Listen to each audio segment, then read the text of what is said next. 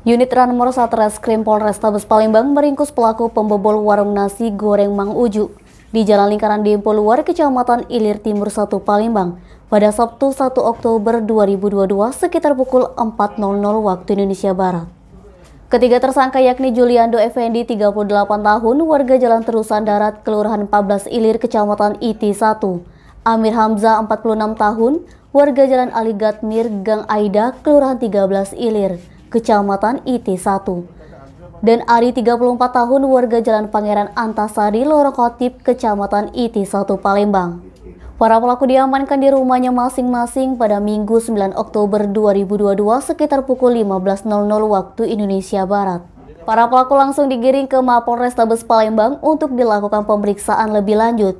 Dan dari tangan pelaku, turut diamankan barang bukti berupa 1 unit TV LCD warna hitam ukuran 32 inci.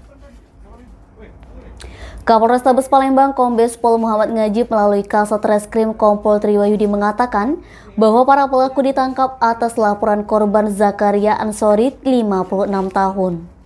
Otak pembobolan warung Nasgor Mang Uju merupakan pelaku Juliando.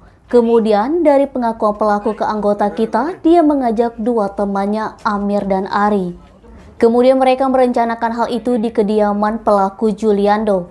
Setelah mendengar rencana tersebut, pelaku Amir dan Ari setuju dengan mempersiapkan gerobak, sedangkan Ari mempersiapkan linggis. Lalu para pelaku berkeliling dan tiba di tempat kejadian perkara. Saat melakukan aksi, mereka berbagi peran. Dari keterangan pelaku didapatkan yang melakukan eksekusi merusak engsel pintu warung Nasgor Mang Uju dengan linggis.